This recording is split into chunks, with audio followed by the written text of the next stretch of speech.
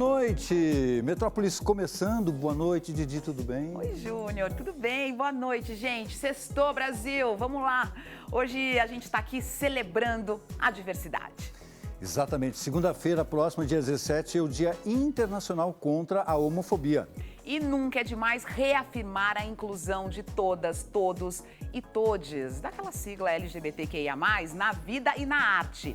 Mas uma inclusão real, com espaços de destaque, de protagonismo. E tem mais no programa de hoje. Olha só aí. Folha de arruda, pé de coelho e sabroso. Oxi, Axé, Exu, o novo álbum do Baiana System navega por mares introspectivos para unir África com América. Planeta Terra, a na guerra, no mundo cando dinheiro, eu vou sem medo de errar. Pardo é papel. A obra do artista Maxwell Alexandre dialoga com as periferias do Brasil e está em mostra no Tomi Otaki. Tá tudo guardado em mim. Libelu Abaixo a Ditadura venceu o É Tudo Verdade e estreia nos cinemas. A Libelu era completamente diferente. É um xingamento, era um xingamento. Libilu, bilu. Ebchart MC, a força da paraibana Bianca Manicongo, se une ao nosso coro. Diversidade? Sim!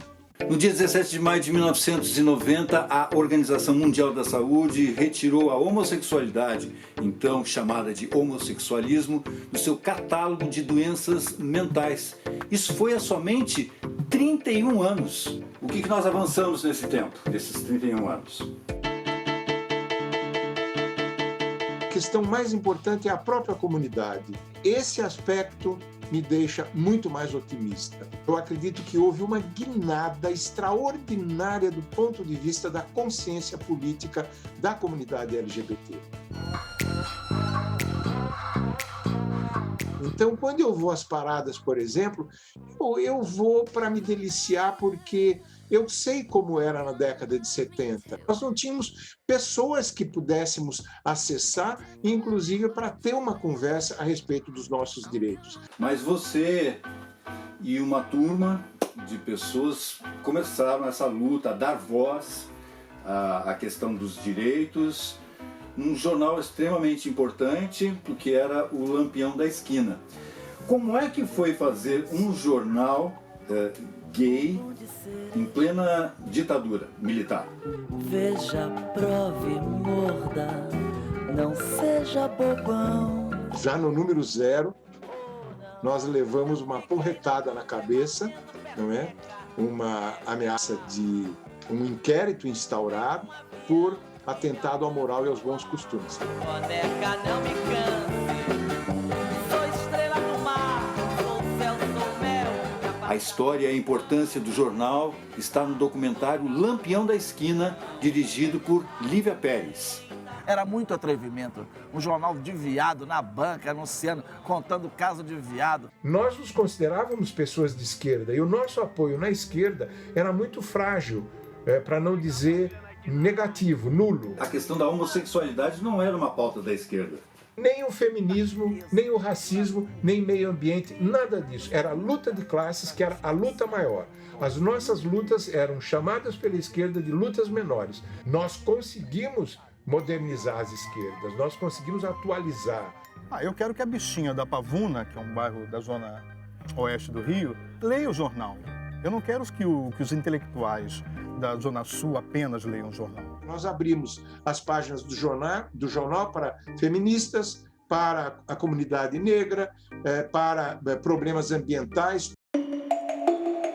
O livro Devassos no Paraíso, de João Silvério Trevisan, já na 4ª edição, retrata a história da homossexualidade no Brasil, da colônia à atualidade.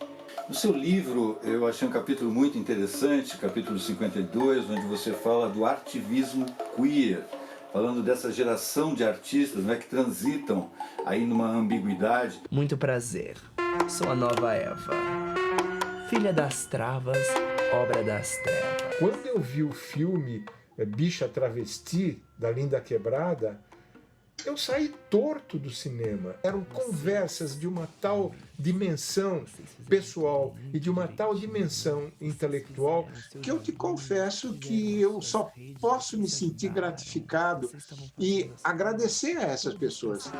A minha pele preta é meu manto de coragem. E, infelizmente, nós temos retrocessos também, não é? O caso do nosso governo atual, que é visivelmente homofóbico, e casos pontuais, por exemplo, do Paulo Gustavo, quando a gente ouve falar que um pastor rezou pela morte dele devido a ele ser um homossexual assumido. Quando eu fiz a pesquisa para a 4ª edição dos Devassos, eu fui pesquisar bloggers, youtubers e eu perdi a conta de tanta gente que eu encontrei e da qualidade do debate que elas propunham. Então essas pessoas não estão falando da boca para fora. Elas chegaram à conclusão de que estão defendendo o seu amor e a sua própria existência, o direito de amar e o direito de existir. Acabou! Então um pastor desse, ele não vai jamais conseguir enfrentar alguém que está lutando pelo seu amor e pela sua existência. Nada a ver a religião com a liberdade de ser o que se é e o que quiser ser. Religião não tem nada a ver com isso.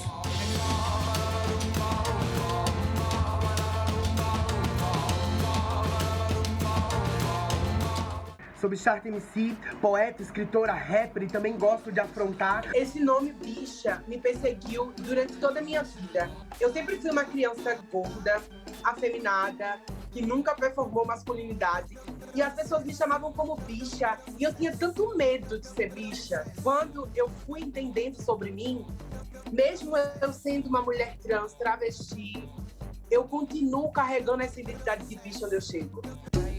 Bicha MC. Quando eu passo, diz que eu não presto, liga a TV, assiste meu sucesso. Quando eu passo, diz que eu não presto, liga a TV. Então eu peguei a palavra bicha e eu me juntei junto com arte para que pudesse mostrar para essas pessoas que a nossa potência é muito maior que qualquer opressão que eles façam contra o nosso corpo. Fica passada, meu show é pesado, uma gangue black de sapato e viado. Fica passada, meu show é pesado, uma gangue de black, sapato e viado. O meu primeiro contato com a arte veio do teatro. Eu comecei fazendo teatro com 8 anos de idade. Depois, na adolescência, eu comecei a estudar cinema e interpretação para TV. Quando eu conheci Marielle, eu encontro dos estudantes secundaristas, ela deu uma palestra. E quando eu voltei para Paraíba, Marielle foi assassinada. Por quê? Por que decidiu? Naquele momento, eu lembro que a minha primeira poesia falava: eles estão nos matando, será que alguém vai me ouvir? Primeiro levaram ela, depois vão atrás de mim. Marielle, me desculpa. Da tua morte eu também tenho culpa. Deixando você fazendo tudo sozinha, lutando pela sua liberdade e também pela minha. O slam entrou na minha vida mesmo para poder mostrar que é possível sonhar e que tá tudo bem ser travesti. Não tem nenhum problema, tá tudo bem. A gente tá aqui muito interessado nesse novo trabalho que você apresenta agora, um single, Oxum. Por que falar de Oxum agora, nesse momento da pandemia? No barulho do rio eu escuto Oxum, sei que sem sua benção pra canto nenhum. Esse projeto é um projeto maior, chamado A Nova Era. Serão 4 clipes. E eu quis começar com Oxum, porque eu acho que as águas estão muito paradas. A gente está numa conjuntura política, numa conjuntura em que a nossa sociedade está doente, sedenta por cancelamento. As águas estão paradas.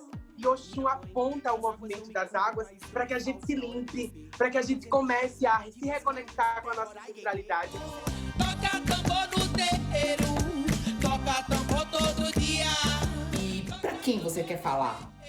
Eu quero chegar nas favelas, porque se talvez o som de Linda Quebrada tivesse chegado na minha periferia a tempo, eu tinha transicionado muito antes. Eu teria conseguido entender a mulher que eu sou.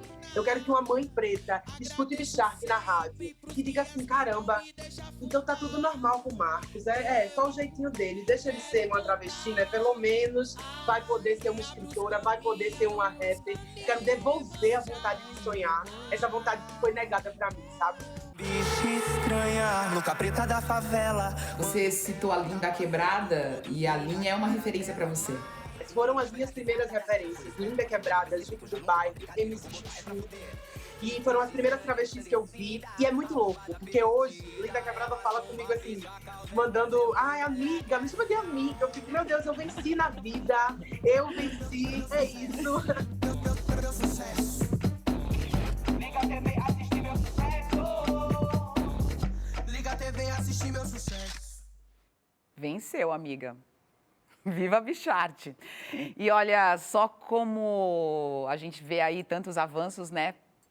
Outro lado tem retrocessos. A exposição Suaves Brutalidades, do artista Henrique Montanha Figueira, foi cancelada momentos antes da montagem no Espaço Cultural Banco da Amazônia, em Belém do Pará. A mostra traz à tona o universo afetivo masculino, os prazeres, as violências experienciadas nas relações entre homens.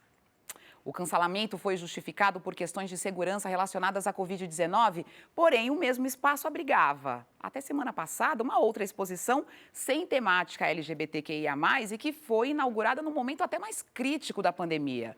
O artista entrou com um pedido extrajudicial para que haja uma explicação oficial e pública do cancelamento. A gente está de olho nessa situação e quer que essa situação seja revertida. A gente luta contra tudo isso e com mais arte, né? Oxe, Axé, Exu, o Baiana System está com um disco novo. Foi um ano para concluir essa criação feita toda remotamente, cada um na sua casa. Um disco que reflete sobre o nosso país, revisita a nossa cultura herdada da diáspora africana e faz conexões latinas com os nossos vizinhos. Quem vai explicar tudo isso para a gente é o Russo Passapulso. Seja muito bem-vindo ao Metrópolis, Russo. Mais uma vez. Olá, olá. Que bom que eu estou aqui, ganhando tempo. Vamos junto. Antes da gente começar a conversar, antes de entrar nesse clima, a gente vai ouvir então um trecho da faixa Naulisa, que faz parte do primeiro ato desse projeto, que é o Navio Pirata, e a gente já volta. Mano, subestime na crise, não vá pro crime. Em torno dessa canção, selva subindo sublime. Pobre tem que ajudar pobre, do rico já tem quem cobre. Pode vir dançar, quem não pode sacode. Seminações eles trazem leis, não trazem paz. Disseminações, reproduções artificiais. Abaixasa, abaixasa, abaixasa, abaixasa, abaixasa, abaixasa, abaixasa, abaixasa. Me estou a conhecer. Vamos dizer que o menelete é mais snitch. Vamos dizer que me tem cara mal fake. Vamos dizer que magabenis kamatek. E kwanza amni wes, mpili amtipa. E tatu waswahili na sitoke imbasad. E kwangu mboga moja nasema sina siwas. Epa, eu já estou aqui, ó. Eu, Didi, a equipe toda aqui, todo mundo assim, todo mundo querendo ouvir vocês, sair correndo atrás de vocês.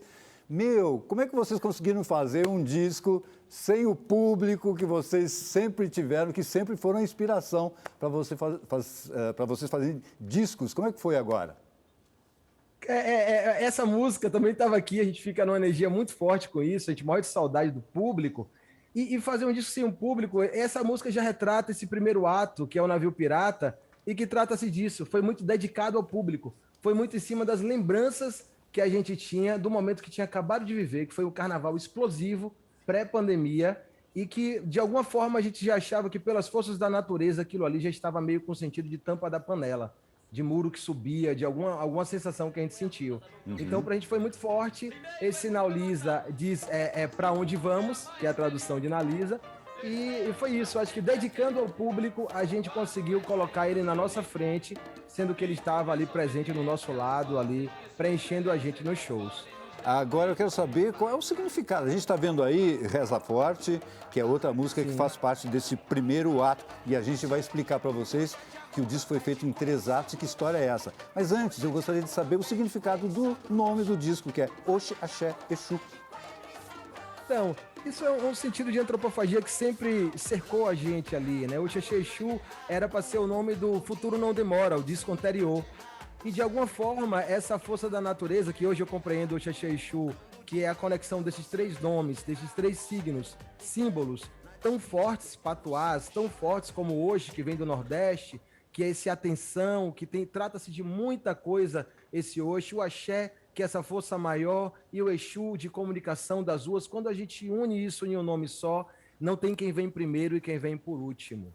É apenas uma mensagem, uma força. E isso se mistura muito na gente por causa da nossa diversidade, da nossa multiplicidade cultural, do nosso sincretismo religioso, e representa muitas coisas. Ele foi dizendo para a gente o que ele significava dentro dessas canções, e nesse momento de pandemia ele veio muito forte e se fez presente como um disco, e para mim nada mais é do que a força da natureza. Trata-se da força da natureza. Eu gostaria, você sabe que a gente tem pouco tempo, né? Mas eu gostaria de saber de alguma forma, porque o disco foi feito em 3 etapas diferentes que vocês chamaram de 3 atos, né? O primeiro ato foi Navio Pirata, o segundo ato Recital Instrumental, o terceiro ato América do Sol. Que você explicasse mais ou menos como é que foi esse processo.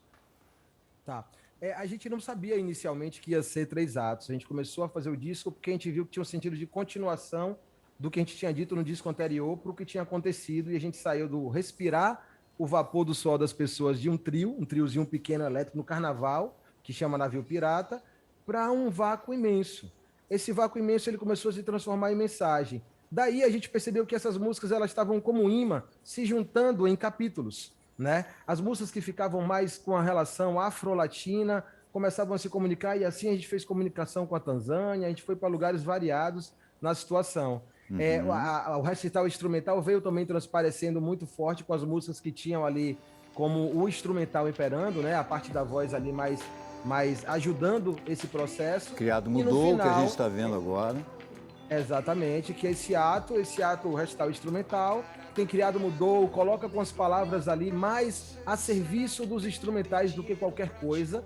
E o último ato, que é um ato que trata-se da música latina, que é o América do Sol. Então, esse disco, as próprias músicas começaram a se juntar, e como a gente fez ele todo em real time, todo em tempo mesmo assim, fazendo as músicas, editando, lançando, fazendo os clipes, tudo muito com uma comunicação muito grande, um método muito apurado ali que começou a se fazer, a gente começou a perder o time da própria observação da arte, totalmente dentro do processo.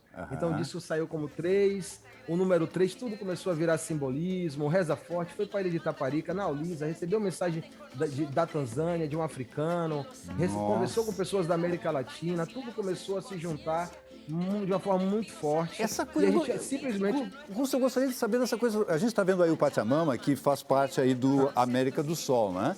Como é que foi essa conexão de vocês com a América Latina? Sempre se fala que o Brasil está de costas para a América Latina, e essa coisa da Bahia nunca me pareceu muito próximo da América Latina. Sempre pareceu mais uma coisa do sul do país, né? Próximo da Argentina, do Uruguai. Sim. E agora vocês estão com essa conexão. Como é que é? É isso. A música baiana da gente aqui, como Jerônimo, né? Jerônimo é um mestre maravilhoso que é muito pouco cultuado, assim, erroneamente muito pouco cultuado dessa história. E ele é um grande mestre da música latina, é o cara que fez a música chamada Eu Sou Negão, que trata-se de um dos primeiros samba regs ali, fortes, com tosta, com toda essa história, o jeito dele falar cantando ali na história é muito forte, e ele faz muito música latina, Jubiabá, né? Ele era o estivador, é muito lindo. Então, a gente viu que essa presença estava muito forte na gente, e engraçado que a gente encontrou a comunicação através de Cláudia Manzo, que é uma chilena que mora em BH, e na época ali que o Chile estava sofrendo forte repressão ali, sofrendo muito povo, ela mandava mensagens para mim, eu nem sabia que ela cantava, e a gente conversando sobre a situação da América Latina, justamente sobre esse estar de costa para a América Latina, e se entender como latino-americano, e ela, de repente, era a cantora que escreveu Pachamama e que escreveu Capucha. Outra letra, e foi muito natural. Foi através desses encontros naturais aí, como falam Novos Baianos. Acho que não vai dar tempo, né? Tem uma música que é inédita, eu acho que o pessoal vai ter que ouvir em casa, é isso? Vamos rodar? Vamos ver, brasiliano, um trechinho. O contrabaixo faz tum-tum, a guitarra faz tenco-tenco, coração bate tum-tum, que saudade faz quanto tempo, quanto tem. Opa, e aí a participação especial do Chico César, que mandou a voz dele diretamente do Uruguai. Pô, o Chico tá bem, né? Lá no Uruguai, que inveja. Foi muito bom, foi muito interessante pra gente que ele estivesse no Uruguai. Era a única voz que conseguiria passar o que a gente queria, que é uma cúmbia nordestina, esse Isso. sotaque, quando o contrabaixo faz tum-tum. Eu vou cantar isso Que dessa forma delícia. eternamente. Foi muito lindo, eu quero muito encontrar Chico. Delícia tá o disco de vocês, eu só agradeço novamente a sua participação aqui, que deu, assim, um alento pra gente. A gente estava aqui umas conversas meio tristes, pesadas, nesse reality show que a gente está vendo aí no Brasil de CPI, até a gente estava conversando antes, mas essa sua música dá vontade da gente viver e da gente batalhar contra tudo, contra as forças do mal, não é, Didi? Não é? Querido, muito obrigado. Obrigado por tudo isso que você está fazendo pelo Brasil e a gente volta a conversar, espero que num show. Vamos lá, vamos ver, no ano que vem. A gente volta obrigado. sim, eu digo mesmo, volta. um grande abraço. Obrigado, hein? Né, Didi? Vamos Até dançar, mais. vamos lutar contra essas forças pesadas aí? Vamos. Atrás do navio pirata. Tá na minha lista. Roda de samba é a primeira. A segunda é ir atrás do Baiana System. Pandemia acabando. E no próximo bloco, você vai ver o quê? Vai conhecer o Maxwell Alexandre, artista em ascensão do Rio de Janeiro, que está rodando o mundo com a sua arte. Até já. Acontece de, às vezes, eu estar andando na rua e um assunto me atravessar, e às vezes acontece da coisa vir pronta, mas não é que vem pronta, é que você está tanto tempo atento e buscando que as coisas acontecem mesmo, sacou?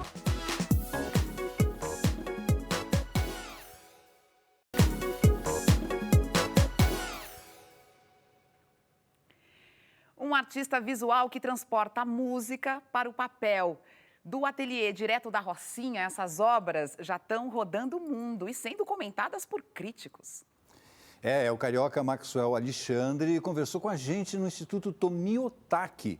Foi lá que ele abriu recentemente sua primeira individual na cidade, que carrega o forte título de Pardo é Papel. É uma clara referência às questões raciais e sociais no Brasil. Eu precisava que a exposição tivesse muita densidade entre as duas informações principais, que é o suporte, né, o papel pardo, e a figura, né, preta, tá ligado? Esses personagens negros, né?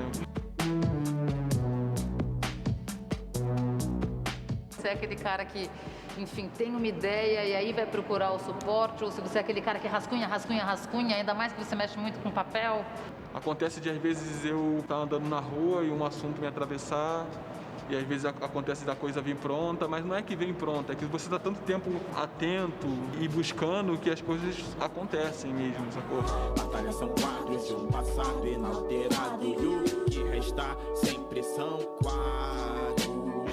Uma das coisas que esse quadro já nos traz é a sua influência musical, né? Enfim, a gente sabe que tem, você até usou já uma frase acho que do Django do BK, todas as pinturas aqui elas são versos de 3 poetas, né, que é o Djonga, o BK e o Bacchus do Blues, pensando em diminuir o abismo entre a comunidade, a periferia e esse mundo tão elitista das artes plásticas, né, pensando que pintura é uma mídia muito codificada e o rap já é uma mídia que é mais assimilada pela periferia.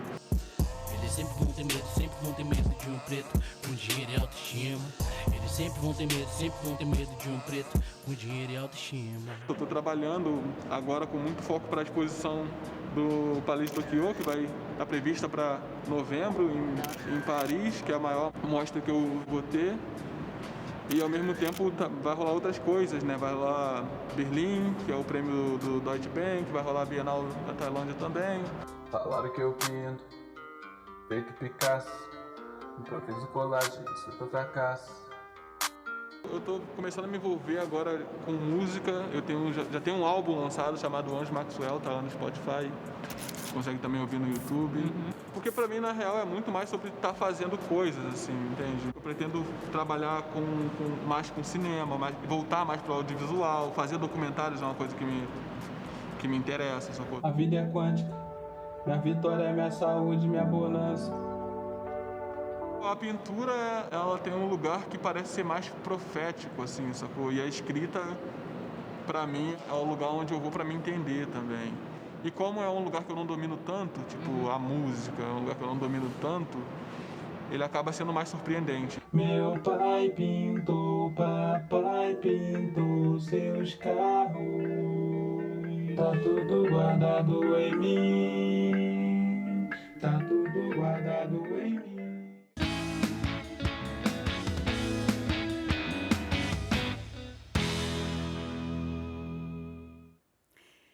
Ela não é a primeira mulher por quem você se apaixona, nem a primeira mulher que você beija, nem mesmo a primeira mulher com quem você transa. Mas é a primeira mulher que deseja você desse jeito, com um quê de obsessão. Ela é a primeira mulher que se prende a você com o rótulo de namorada, que parece sentir orgulho disso. Então, quando ela chega dizendo que namorar mulher é assim, você acredita nela. E por que não acreditar? Eu estou lendo um trecho para vocês de Na Casa dos Sonhos, de Carmen Maria Machado. A Carmen é norte-americana, tá? Ela tem o avô cubano, então, né? Por isso esse sobrenome. E aí, é um livro de memórias dela. É um livro de memórias sobre um relacionamento abusivo num casal lésbico. A Carmen Maria Machado é uma escritora que eu gosto tanto. Tive já a oportunidade de mediar uma mesa na Flip que ela participou junto com a Jaridia Reis, uma mesa que foi muito maravilhosa. E ela é uma ensaísta também, né? Uma contista e também uma estudiosa da linguagem. Então, essas memórias da Carmen Maria Machado aqui, ela foi muito corajosa, são as memórias dela. Tem um componente na narração, gente, que é muito maravilhoso, que é a história de que a voz que conta essa história é a voz dela. Só que ela está contando para ela mesma. É como se ela contasse e revivesse esse relacionamento para ela entender o que é que está acontecendo. Então, também tem uma invenção. Como é memória, está tudo fragmentado. E a Carmen Maria Machado tem esse estudo da linguagem, sabe? Ela também flerta, não nesse livro, mas em muitas das suas obras, ela flerta com o fantástico. E ela tem essa ligação com a comunidade LGBTQIA+, ela própria é lésbica. É um livro, assim, grande, para a gente pensar em relacionamento abusivo dentro da comunidade LGBT, e isso é muito importante, segundo ela própria. Gostei muito, é a minha dica, Na Casa dos Sonhos, Companhia das Letras, Carmen Maria Machado. Muito bem, a gente faz um rápido intervalo e no próximo bloco tem o documentário Libelu Abaixo a Ditadura, que estreou ontem nos cinemas. Até já. A hora que eu abaixo a ditadura, aí imediatamente as pessoas começaram a gritar: abaixo a ditadura, abaixo a ditadura. Você vivia a derrota da luta armada, mas tinha uma coisa política assim que era interessante.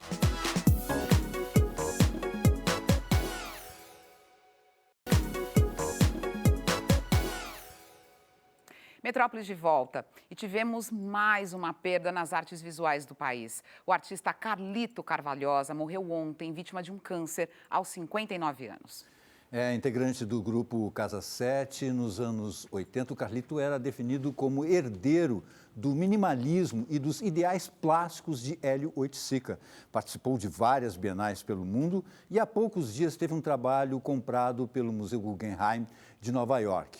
Sua obra permanecerá. Nessa semana, a Secretaria de Cultura e Economia Criativa do Estado de São Paulo anunciou programas de fomento ao setor cultural que somam 200 milhões de reais. São 4 programas diferentes: o PROAC Direto, o PROAC Editais, o Juntos pela Cultura e ainda recursos da Lei Aldir Blanc, devolvidos por municípios que serão redistribuídos. As inscrições para os PROACs abrem no dia 18 de maio, terça-feira, no site da Secretaria, cultura.sp.gov.br. E já estão abertas as inscrições para o Juntos pela Cultura no site amigosdaarte.org.br. E nós vamos encerrar o Metrópolis de hoje com uma dica de cinema, uma estreia em salas presenciais, para ir com todos os cuidados, seguindo protocolos necessários, etc. É o documentário Libelu Abaixo a Ditadura. O doc foi vencedor do festival É Tudo Verdade de 2020 e resgata a história dos jovens trotskistas que nos anos de 1970 montaram o grupo Liberdade e Luta. Tem depoimentos de vários integrantes do movimento: Demétrio Magnoli, Eugênio Butti, Cleusa Turra, Antônio Palocci. Bom, a gente vai encerrando o nosso programa, a gente volta na segunda-feira, não esqueçam o horário, 7h20 da noite e, claro, cuidem-se. Um beijo para vocês. Quero Beijão. te abraçar, Júnior. E vocês também. Até mais. Os célebres libelus. Você vê, o movimento estudantil era uma coisa muito careta, na real. A libelu era completamente diferente. É um xingamento, era um xingamento. Libilu, bilu. A Libilu tá lá com o seu esquerdismo louco. E a gente era um pouquinho mais à vontade, mais liberto, não sei o quê. Gostava do roqueiro, as nossas festas, que era Rolling Stones. Tem um momento ali que mesmo os homens se cumprimentavam com o selinho. Porra, isso em termos de década de 70 no Brasil é uma loucura. Nunca ninguém me chamou pra suruba na Libilu. E eu quero saber por que não me chamaram.